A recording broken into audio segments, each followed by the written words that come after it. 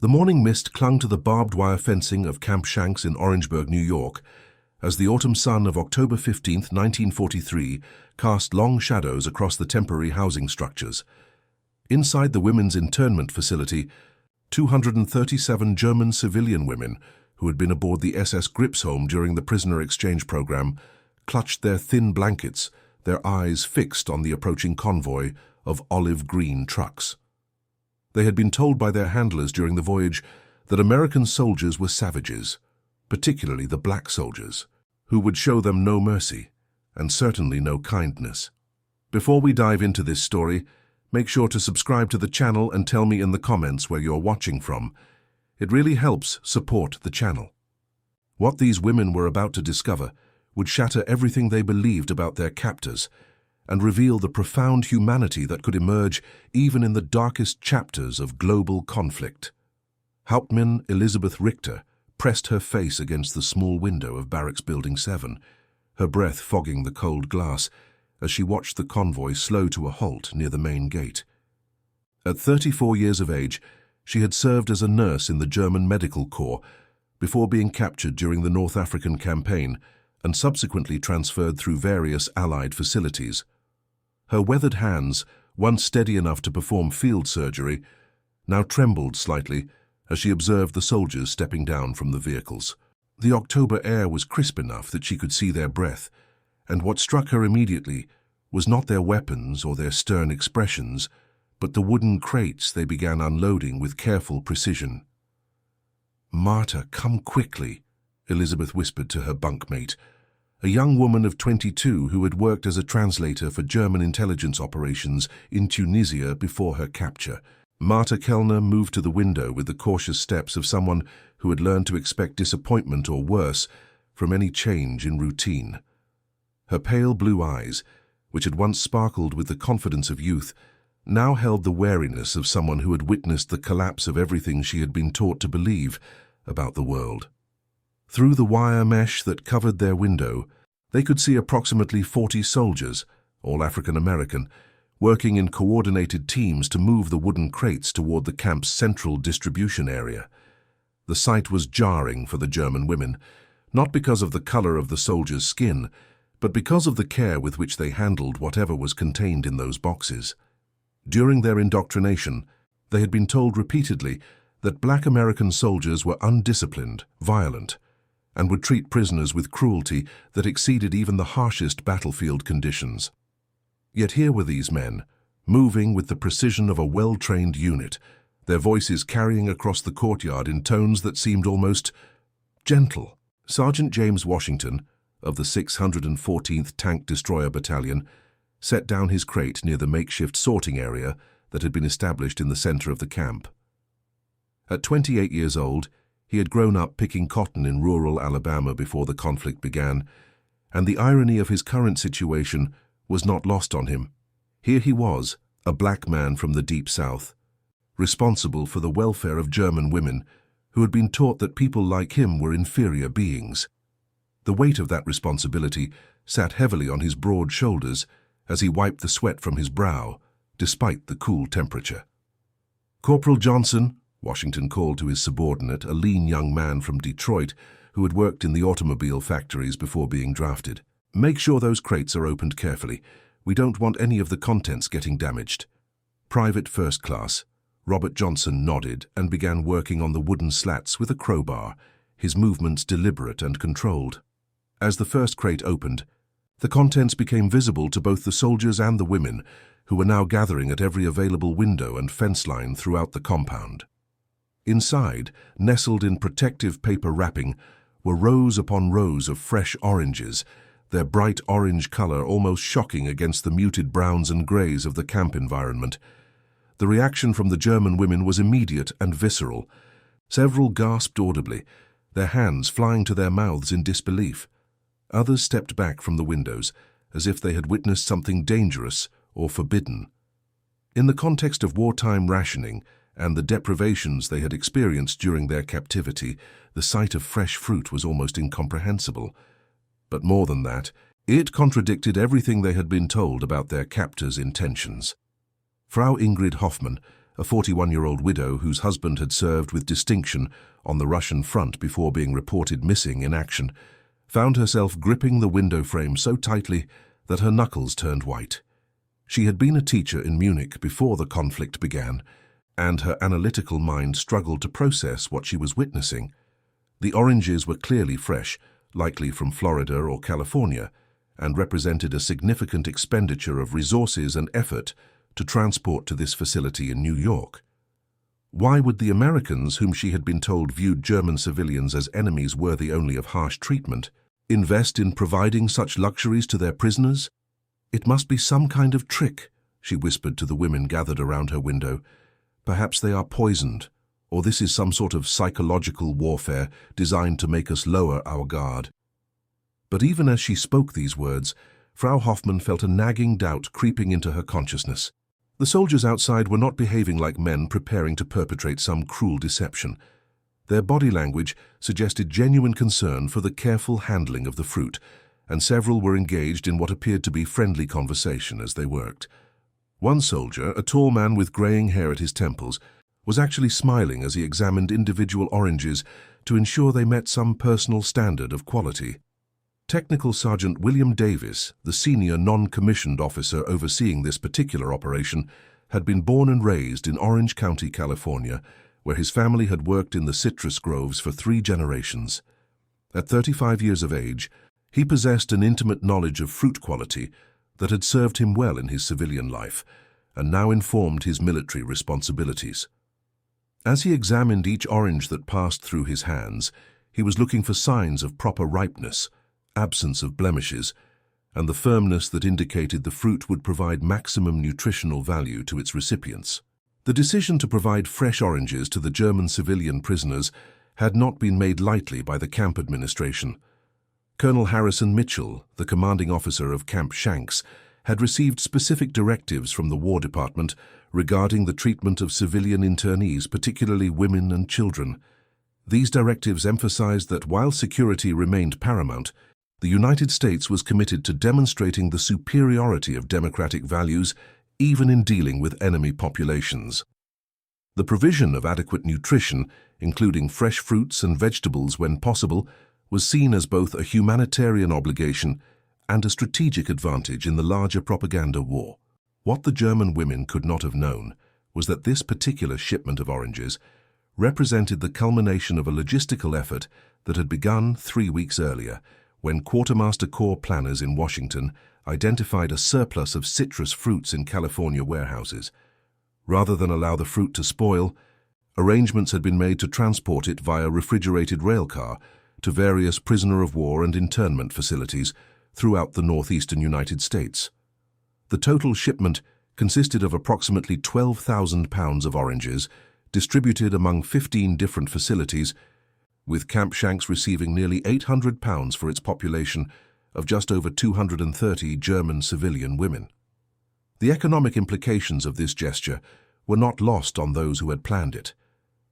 At a time when fresh fruit was rationed for American civilians and military personnel alike, the decision to provide such items to enemy prisoners represented a significant commitment of resources. However, military planners had calculated that the psychological impact of demonstrating American abundance and humanitarian values would far outweigh the material costs involved. Reports from other facilities that had implemented similar programs indicated that prisoner cooperation and overall facility management had improved dramatically when internees were treated with unexpected kindness rather than the harsh treatment they had been led to expect. As the morning progressed and more crates were opened, the German women found themselves confronting a reality that challenged every assumption they had held about their captors. Sergeant Washington and his team were not simply dumping the oranges into containers for mass distribution. Instead, they were carefully sorting the fruit by size and quality, setting aside the best specimens and removing any that showed signs of damage or overripeness. The care they took in this process suggested a level of respect for the recipients that was difficult to reconcile with the propaganda that had shaped the women's expectations. Elizabeth Richter, who had been observing the proceedings with the trained eye of someone accustomed to making life-and-death medical assessments, found herself increasingly puzzled by what she was witnessing. In her experience as a military nurse, she had seen how soldiers treated supplies destined for enemy use. Typically, such items were handled with deliberate carelessness or outright hostility, reflecting the natural human tendency to withhold consideration from those perceived as adversaries. Yet these American soldiers were demonstrating a level of care that suggested they viewed the German women not as enemies, but as human beings deserving of basic dignity and consideration. The revelation was profoundly unsettling, not because it threatened her physical safety, but because it undermined the ideological foundation upon which her entire worldview had been constructed. She had been taught that Americans, particularly black Americans, were motivated primarily by racial hatred and would use any opportunity to humiliate or harm German prisoners. The evidence before her eyes suggested not only that this was untrue, but that the opposite might be closer to reality. Private First Class Johnson, working methodically through his assigned crates, found himself thinking about his own family back in Detroit.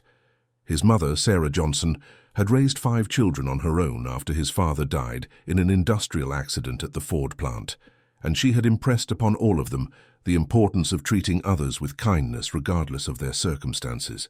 The lessons she had taught him about human dignity seemed particularly relevant as he handled fruit destined for women who had been taught to hate people like him.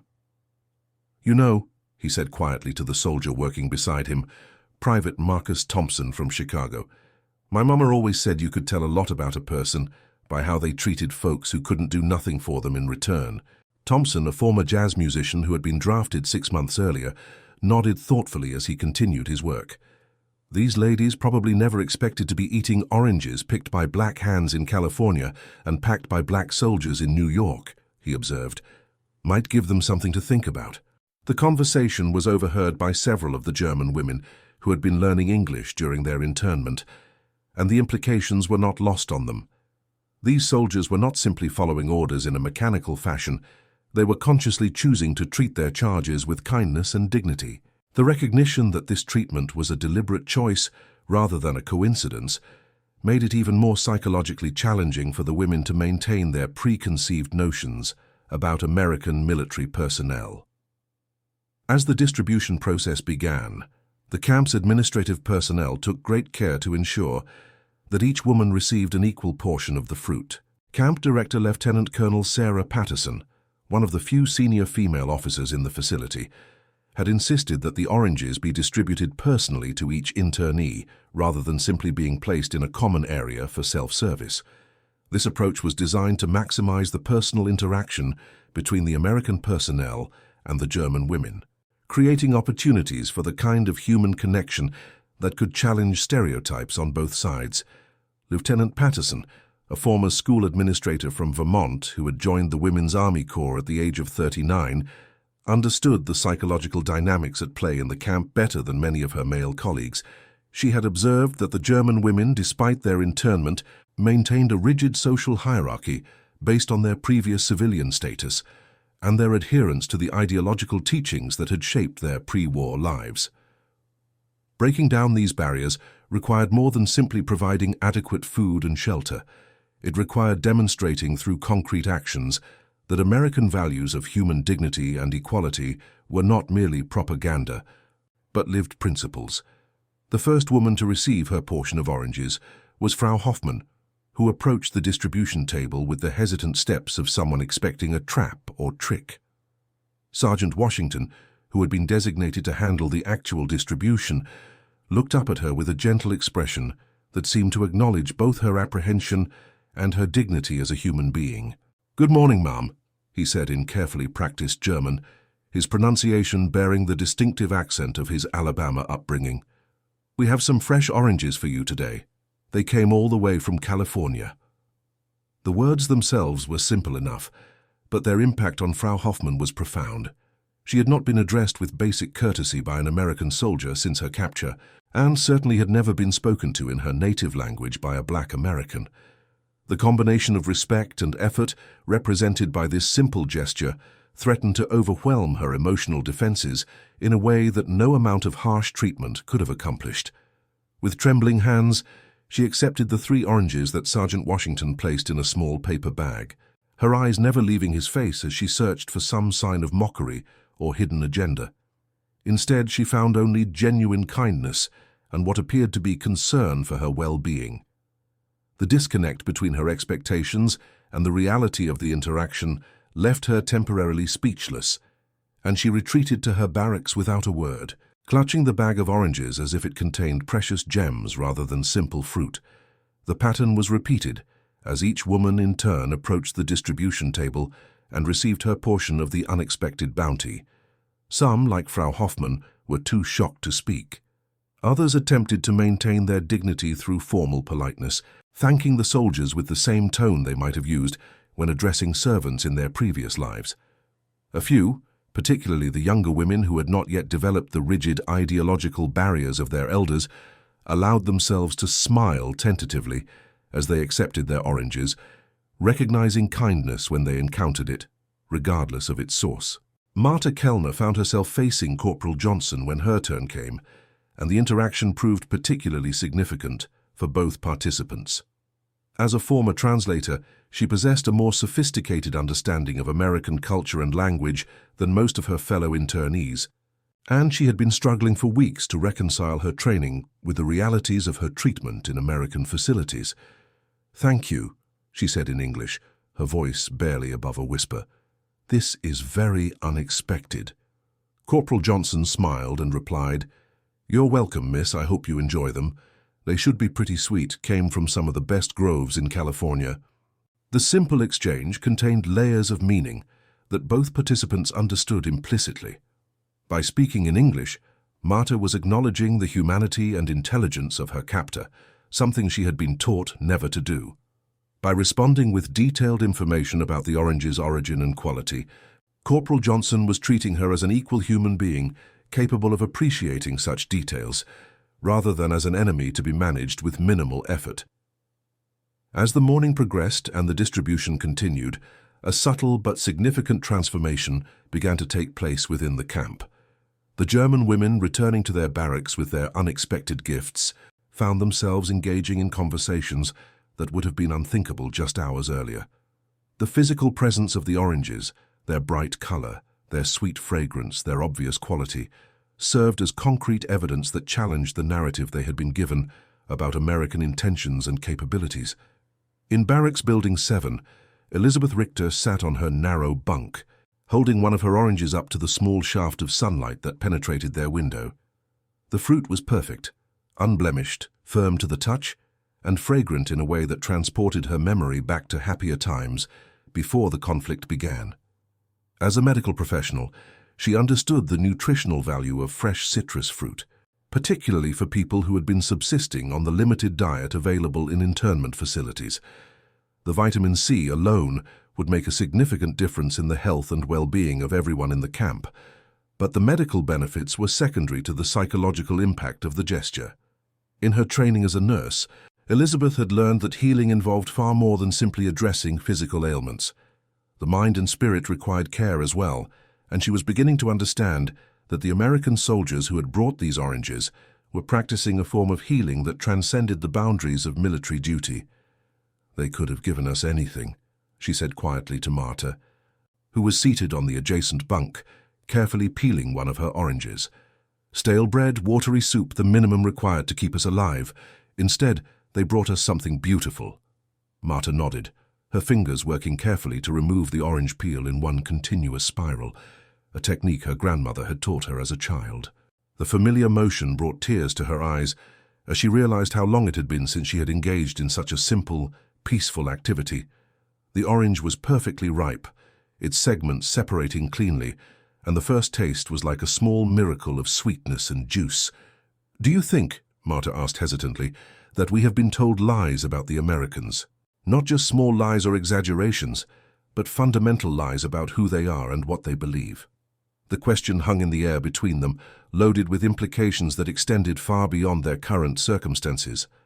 Both women understood that acknowledging the possibility of such deception would require them to reconsider not just their current situation, but everything they had believed about the conflict, their country's cause, and their own identity as German women.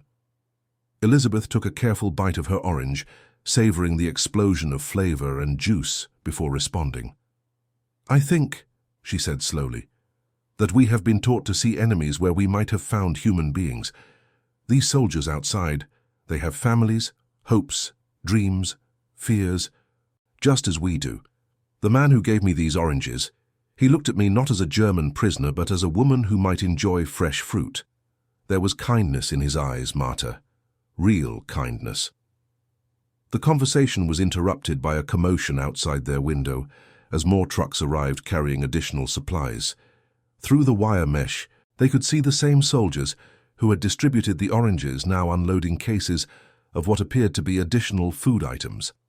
The efficiency and good humor with which they approached their work was in stark contrast to the grim determination that the women had expected to see from combat soldiers dealing with enemy prisoners. Technical Sergeant Davis, supervising the unloading of the second convoy, found himself thinking about the broader implications of the operation he was overseeing. As a man with 3 daughters back home in California, he understood the vulnerability of women separated from their families and support systems. The German women in this camp were in many ways no different from American women who might find themselves in similar circumstances. They deserved to be treated with basic human dignity, regardless of the political circumstances that had brought them to this place. The second delivery included not only additional fruit but also packages of real coffee, bars of soap, and bundles of warm clothing that had been donated by American civilian organizations. The scope of the gesture was beginning to reveal itself as something far more significant than a simple distribution of surplus supplies. This was a deliberate demonstration of American values, designed to show that even in wartime, the United States remained committed to treating all people, including enemies, with fundamental respect and consideration. Word of the distribution spread quickly through the camp, and women who had initially been suspicious or fearful began to gather near the windows and fences to observe the American soldiers at work. What they saw challenged every stereotype and assumption they had carried into captivity. These men worked with purpose and professionalism, but also with evident concern for the welfare of their charges. They spoke quietly among themselves, occasionally laughing at shared jokes, and treated the supplies they were distributing as if they were handling items for their own families. Private Thompson, taking a brief break from the unloading process, noticed the faces pressed against the windows and decided to attempt a small gesture of friendship. Removing his cap and running his fingers through his hair, he looked up at the nearest barracks and offered a gentle wave to the women watching from inside. The response was immediate and telling. Several of the younger women instinctively waved back before catching themselves and retreating from the windows in embarrassment. The interaction was observed by Lieutenant Patterson, who made a mental note to include it in her weekly report to higher command. These small moments of human connection were precisely what the program was designed to achieve. By demonstrating through actions, rather than words, that Americans viewed the German internees as fellow human beings deserving of respect, the military authorities were hoping to plant seeds of doubt about the propaganda that had shaped these women's understanding of American society and values. As the day progressed, the effects of the morning's events began to manifest in ways both subtle and profound. The German women found themselves engaging in conversations about their experiences that revealed cracks in the ideological armor they had maintained since their capture. The physical presence of the gifts, the oranges, the coffee, the soap, the clothing, served as constant reminders that their captors possessed both the resources and the inclination to treat them with unexpected generosity. Frau Anna Kruger, a 62-year-old former librarian from Hamburg, who had been interned after being found working for German intelligence operations in Morocco, sat in the common area of her barracks, slowly sipping a cup of real coffee for the first time in months. The rich, complex flavor was almost overwhelming after the thin substitutes they had been given previously, and she found herself thinking about the American families who had likely sacrificed this very coffee so that it could be shared with German prisoners. "It makes no sense," she said to the women gathered around her. "We have been taught that Americans are selfish, that they care only for material wealth and personal comfort.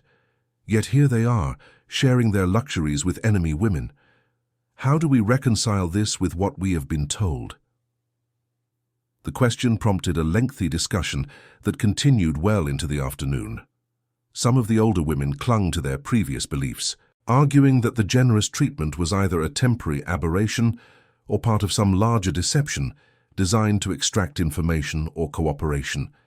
But the younger women, particularly those who had been exposed to international perspectives in their education or work, began to voice doubts about the narratives they had been given.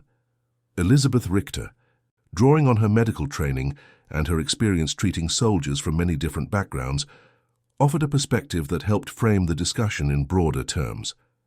"In the hospitals," she said, "I learned that suffering and kindness are not tied to nationality or ideology. I treated German soldiers who were cruel and heartless, and I treated German soldiers who were gentle and compassionate. I also treated captured Allied soldiers, and I found the same range of human nature among them. Perhaps what we are seeing here is not American propaganda or deception, but simply human decency expressing itself despite the circumstances of conflict."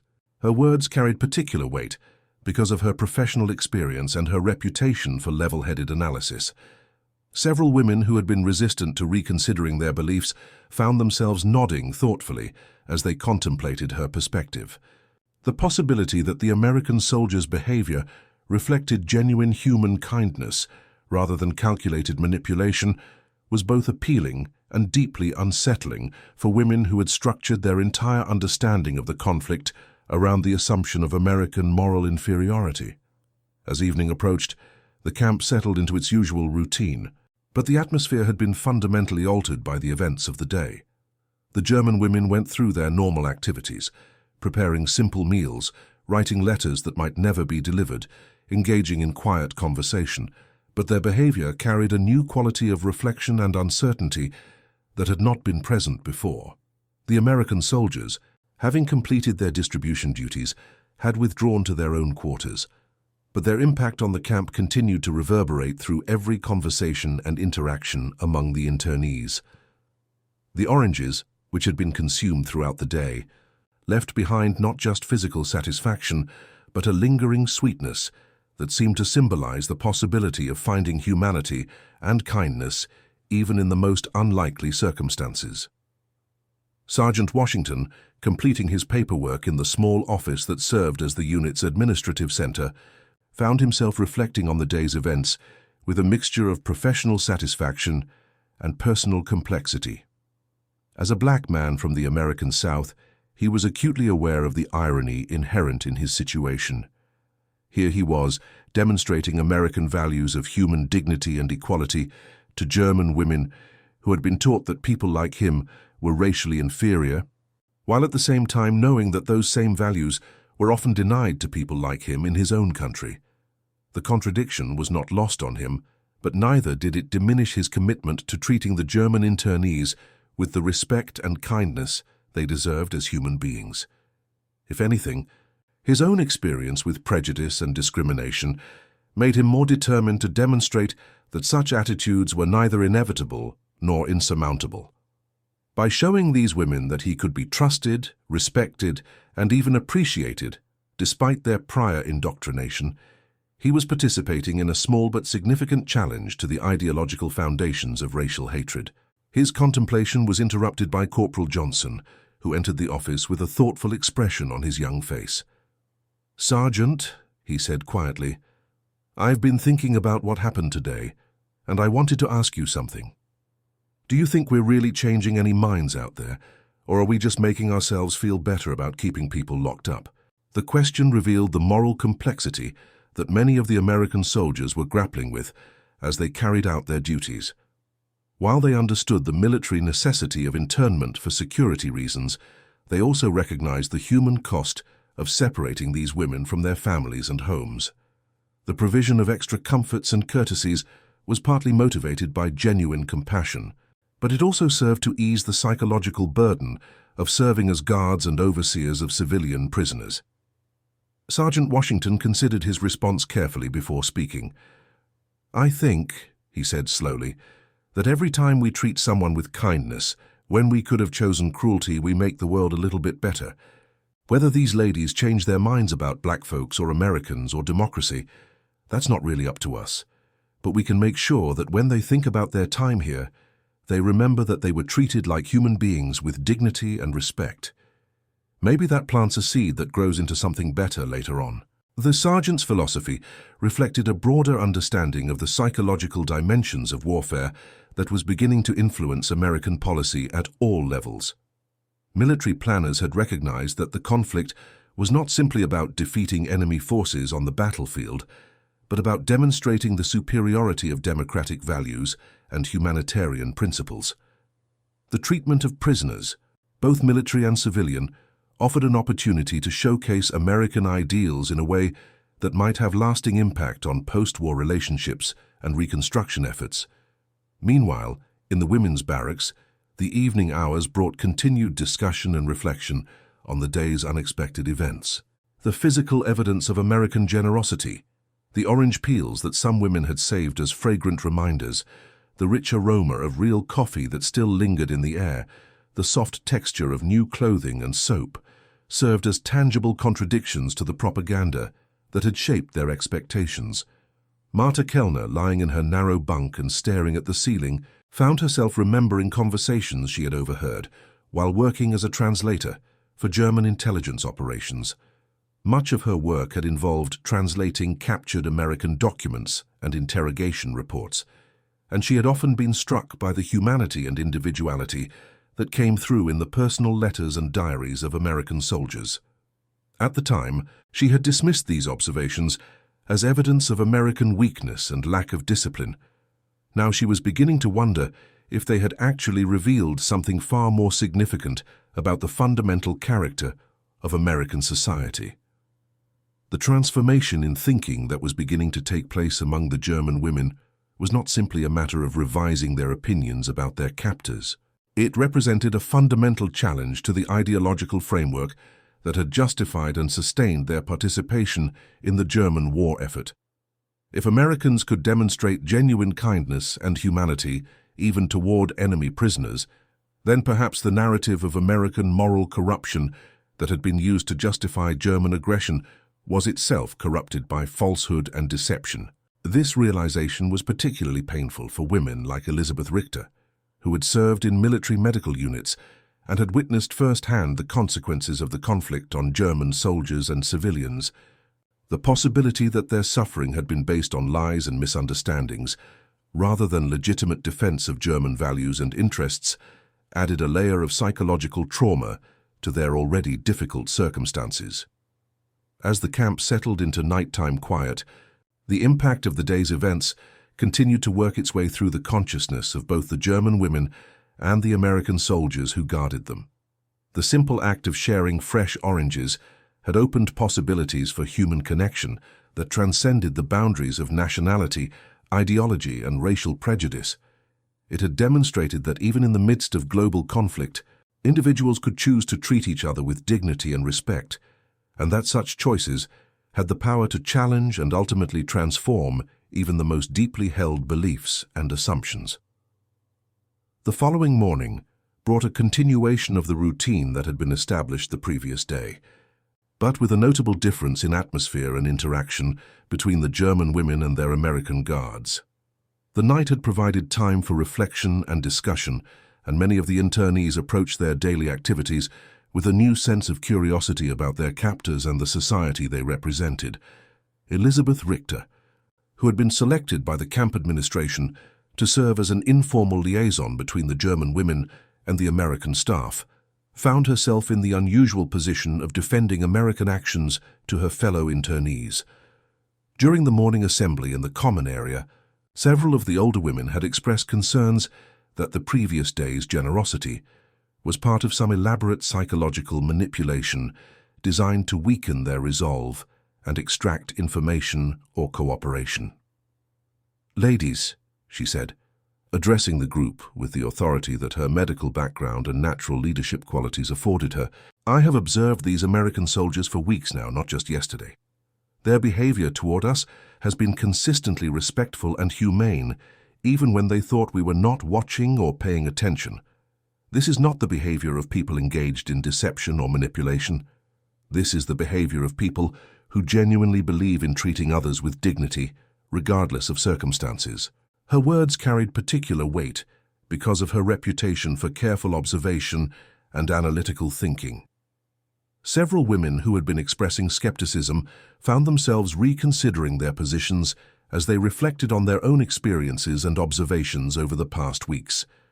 The cumulative evidence of American decency was becoming difficult to dismiss as mere coincidence or calculated performance.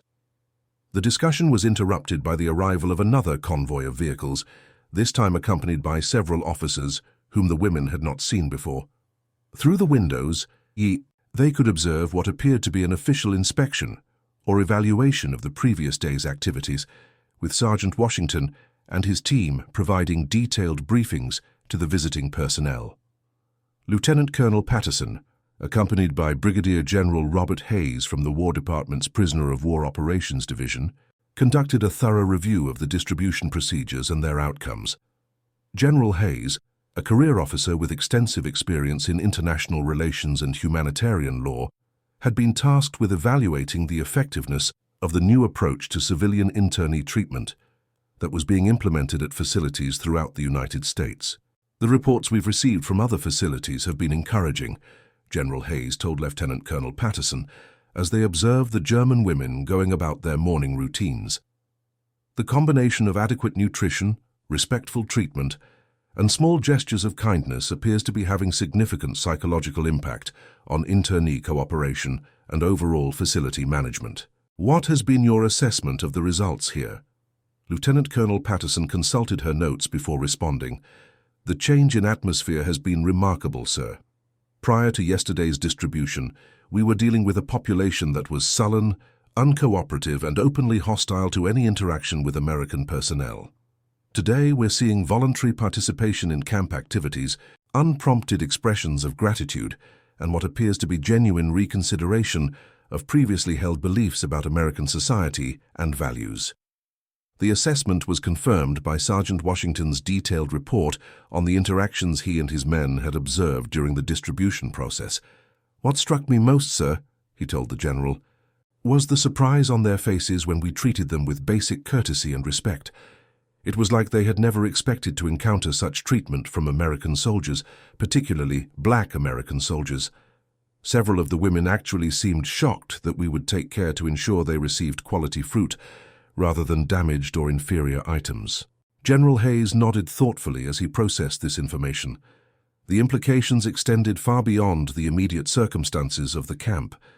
If the propaganda that had shaped German civilian understanding of American society was as fundamentally distorted as these observations suggested, then there might be opportunities for post-war reconstruction and reconciliation that had not previously been considered possible.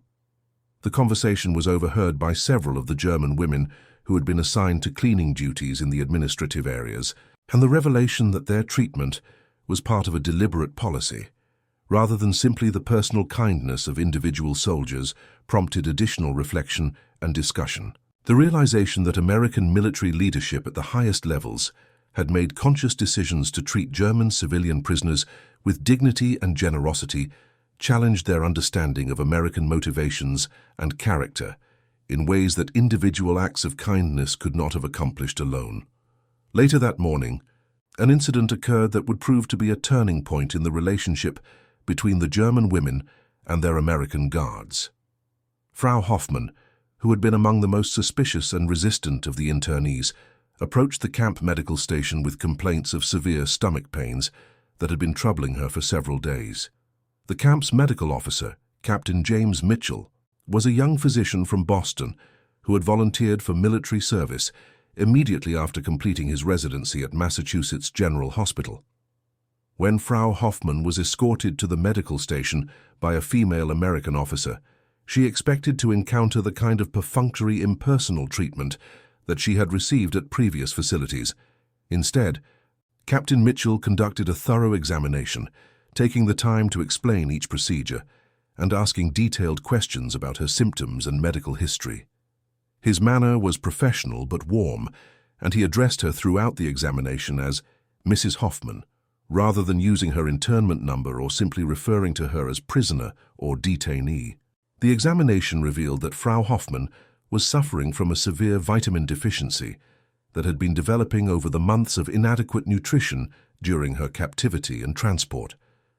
Captain Mitchell immediately prescribed a treatment regimen that included not only appropriate medication, but also specific dietary recommendations that would help restore her health more quickly. "Mrs. Hoffmann," he said as he completed his notes, "I want you to know that we're going to make sure you get the nutrition you need to recover from this condition. I'm also going to ask our kitchen staff to prepare some special meals that will be easier for you to digest while your system is recovering. Is there anything else I can do to help make you more comfortable?" The kindness and professionalism of his treatment left Frau Hoffmann speechless for several moments.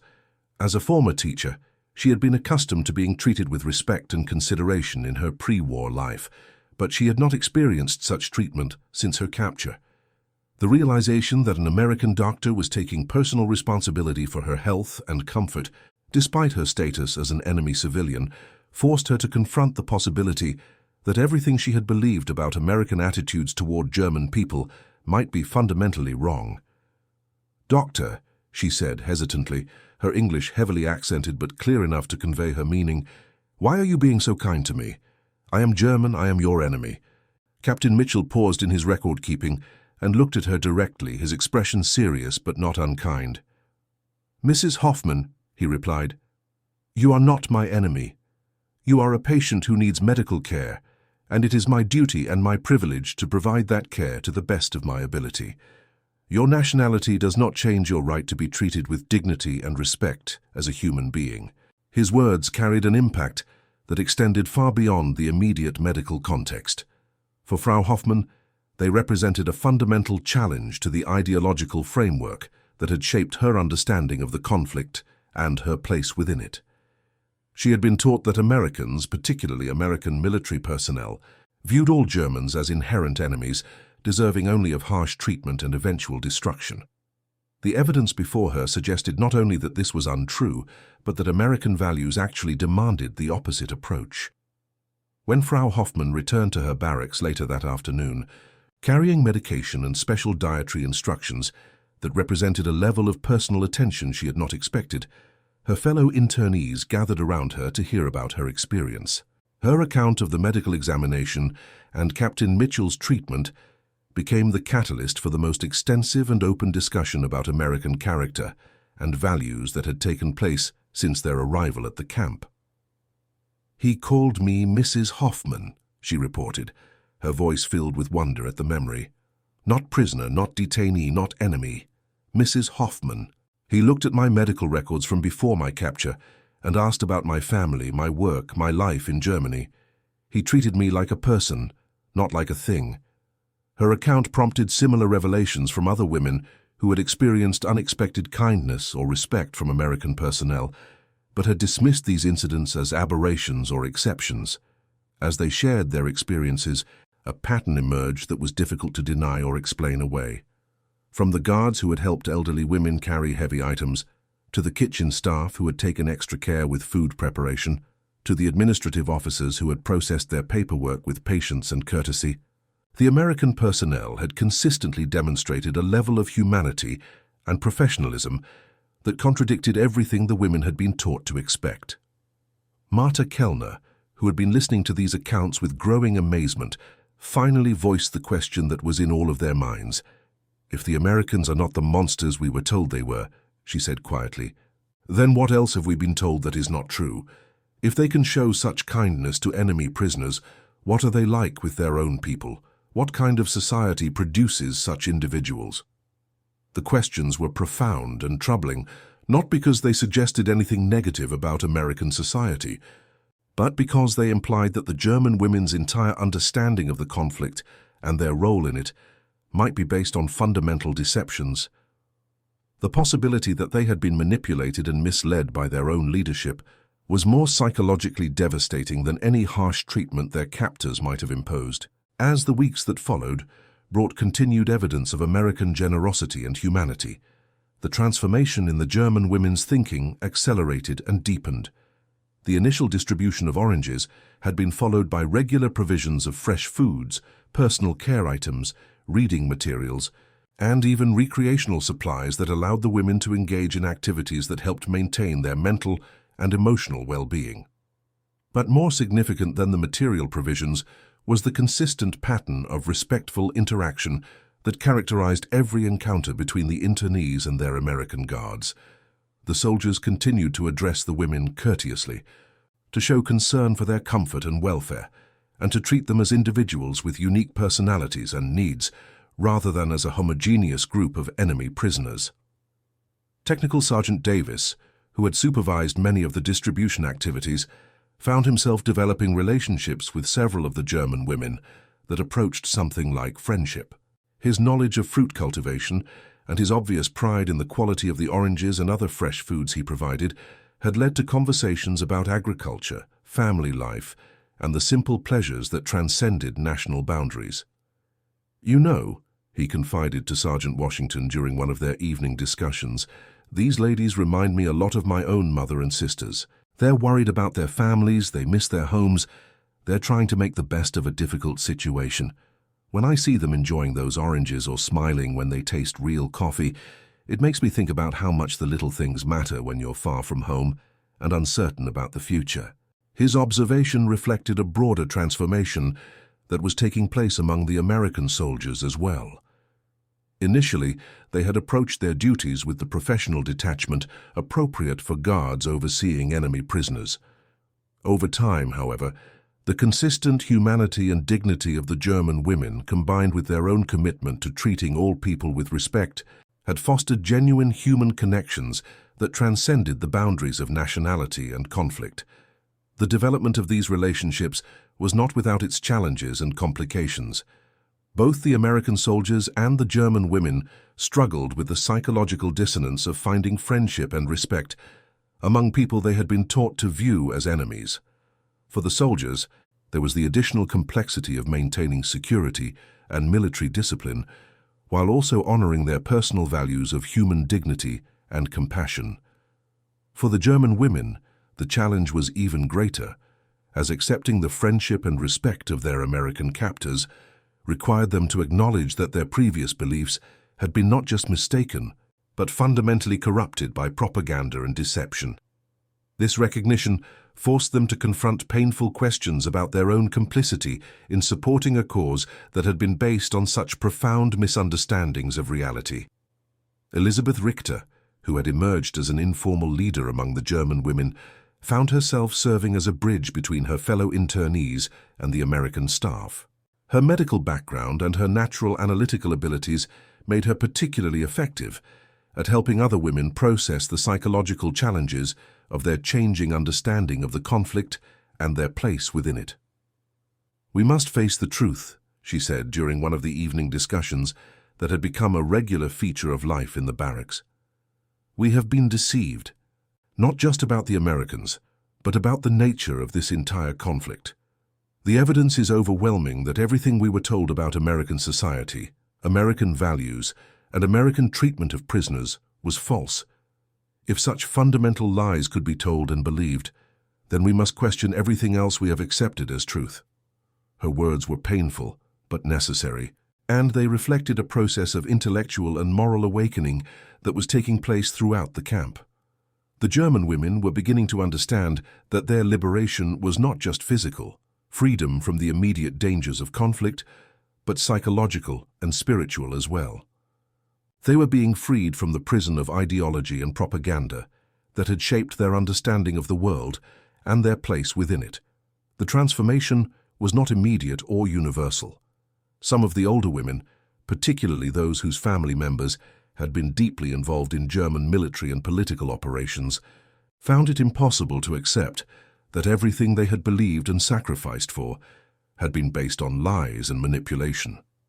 For these women, the kindness of their American captors was more threatening than any harsh treatment could have been, because it challenged not just their immediate circumstances, but their entire sense of identity and purpose. But for the majority of the internees, the accumulating evidence of American humanity and generosity became impossible to deny or explain away. The fresh oranges that had started the process had been followed by countless other demonstrations of kindness, respect, and genuine concern for their welfare. From medical care that exceeded anything they could have expected, to educational opportunities that allowed them to learn about American history and society, to recreational activities that helped maintain their mental and emotional health, every aspect of their treatment contradicted the propaganda that had shaped their expectations. Perhaps most significantly, the German women began to recognize that their treatment was not exceptional or temporary, but reflected fundamental principles that governed American society and American military conduct. The consistency of their respectful treatment across all levels of personnel, from enlisted soldiers to senior officers, suggested that the values they were experiencing were not individual aberrations, but systematic expressions of a culture that genuinely believed in human dignity and democratic principles. As the autumn of 1943 progressed into winter, the camp settled into routines that reflected the transformed relationships between captors and captives. The German women participated actively in camp activities, contributed their skills and knowledge to various projects, and engaged in exchanges of ideas and perspectives with their American guards that enriched both sides of the relationship. The change was perhaps most evident during the Thanksgiving celebration that the American staff organized in November. Rather than simply providing the German women with a special meal and leaving them to celebrate in isolation, the Americans invited selected representatives of the internees to participate in a joint celebration that included traditional American foods, explanations of the holiday's historical significance, and opportunities for cultural exchange. Frau Hoffmann, who had been selected as one of the German representatives, found herself seated at a table with Sergeant Washington and several other American soldiers, sharing stories about family traditions and discussing the similarities between German and American approaches to celebrating gratitude and community. The irony of the situation was not lost on any of the participants. A black American soldier from Alabama and a German civilian who had been taught that people like him were racially inferior, breaking bread together and finding common ground in their shared humanity. "Sergeant Washington," Frau Hoffmann said during the meal, her English much improved from weeks of informal conversation practice, "I must tell you something. When I first saw you and your men bringing those oranges, I thought it was some kind of trick or trap. I had been told that American soldiers, especially black American soldiers, would treat German prisoners with cruelty and hatred. I was wrong about everything, and I am ashamed of the beliefs I held." Sergeant Washington nodded thoughtfully before responding. "Mrs. Hoffmann," he said, "I appreciate your honesty, and I understand how difficult it must be to recognize that you were given false information. But I want you to know that holding mistaken beliefs doesn't make you a bad person. What makes someone good or bad is what they do when they learn the truth. You and the other ladies here have shown grace and openness in recognizing your mistakes and changing your thinking. That takes courage." His generous response to her confession reflected the same spirit of humanity and forgiveness that had characterized American treatment of the German internees from the beginning. Rather than using her admission as an opportunity to condemn or humiliate her, he offered understanding and encouragement for her moral and intellectual growth. The gesture completed her transformation from suspicious enemy to grateful friend, and it demonstrated the power of consistent kindness to overcome even the most deeply embedded prejudices and misconceptions. As 1943 drew to a close and the German women prepared for whatever the future might hold, they had been fundamentally changed by their experience at Camp Shanks. The fresh oranges that had started their transformation had been followed by months of consistent evidence that American society was built on principles of human dignity, democratic values, and genuine respect for individual worth. They had learned that propaganda could distort reality so completely that even intelligent, educated people could be led to believe fundamental lies about other cultures and societies. Perhaps most importantly, they had learned that such deceptions could be overcome through direct experience and personal interaction. The barriers of nationality, ideology, and even racial prejudice had proven permeable when confronted with consistent demonstrations of kindness, respect, and common humanity. The relationships they had developed with their American guards had shown them possibilities for human connection that transcended the artificial divisions created by political conflict. Elizabeth Richter, reflecting on the transformation she had witnessed and experienced, captured the essence of their journey in a letter she wrote to her sister in Germany. Though the letter would not be delivered until after the conflict ended, it provided a remarkable record of the psychological and spiritual changes that had taken place within the camp. "My dear sister," she wrote, "I must tell you that everything we believed about the Americans was wrong. Not just partially wrong or exaggerated, but completely and fundamentally wrong. The soldiers who guard us here are men of honor, kindness, and genuine humanity.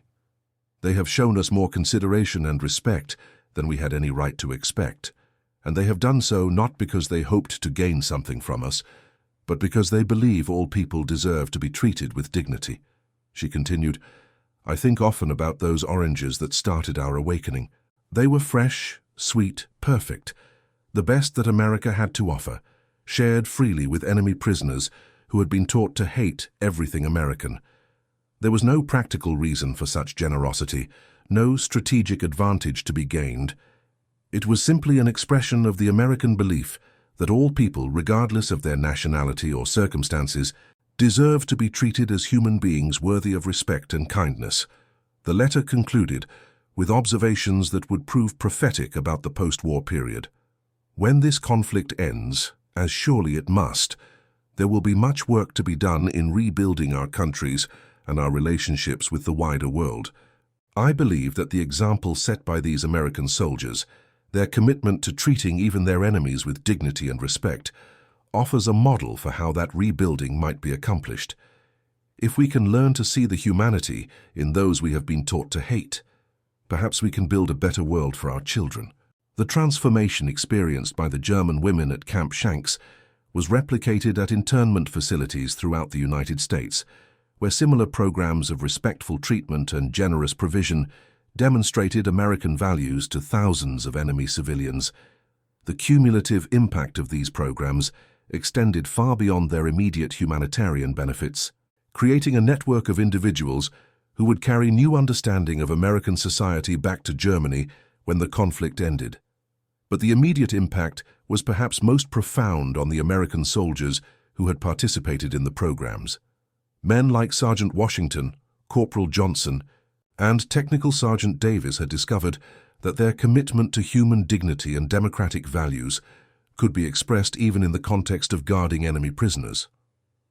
They had learned that kindness was not weakness, that respect for others enhanced rather than compromised their own dignity, and that the principles they were fighting to defend could be demonstrated as effectively through their treatment of captives as through their performance on the battlefield. As winter settled over Camp Shanks and the German women adapted to their new understanding of American society and values, the orange trees in California continued their cycles of growth and harvest, producing fruit that would nourish Americans and allies around the world. The connection between the sunny groves where the oranges had been grown and the cold barracks where they had been consumed with such gratitude illustrated the complex networks of production, distribution, and human connection that sustained both the American war effort and the broader vision of a world built on principles of democracy, freedom, and human dignity. The story of the fresh oranges and the women who received them had become part of a larger narrative about the power of small gestures to change hearts and minds, the importance of treating all people with respect regardless of circumstances, and the possibility of finding common humanity even among those designated as enemies. It was a story that would be told and retold in the years that followed, serving as a reminder that even in the darkest periods of human conflict, individuals could choose compassion over cruelty, understanding over prejudice, and hope over despair. For the German women who experienced this transformation, the memory of that October morning when Black American soldiers brought them fresh oranges would remain vivid for the rest of their lives. It marked not just the beginning of their physical recovery from the deprivations of conflict and captivity, but the start of their intellectual and moral recovery from the deceptions that had shaped their understanding of the world. The sweetness of those oranges had provided more than nutritional benefit. It had offered a taste of the possibility for human kindness that would sustain them through the remainder of their internment and guide their efforts to rebuild their lives and their country when the conflict finally ended. The program continued throughout the winter months, with regular deliveries of fresh foods, personal care items, reading materials, and recreational supplies that maintained the high standard of treatment established on that first morning. Each delivery reinforced the lessons that the German women were learning about American society and values, and each interaction with their American guards provided additional evidence that the respect and kindness they were experiencing reflected genuine beliefs rather than temporary expedients. By the time spring returned to the Hudson Valley in 1944, the camp had been transformed from a place of suspicion, fear, and ideological resistance into a community where former enemies had learned to see each other as fellow human beings deserving of respect and consideration. The fresh oranges that had initiated this transformation had long since been consumed, but their impact continued to shape every aspect of life within the facility, demonstrating the enduring power of kindness to overcome hatred, understanding to defeat prejudice, and human dignity to transcend the artificial divisions created by political conflict. And that concludes our story. If you made it this far, please share your thoughts in the comments. What part of this historical account surprised you most? Don't forget to subscribe for more untold stories from World War II and check out the video on screen for another incredible tale from history. Until next time.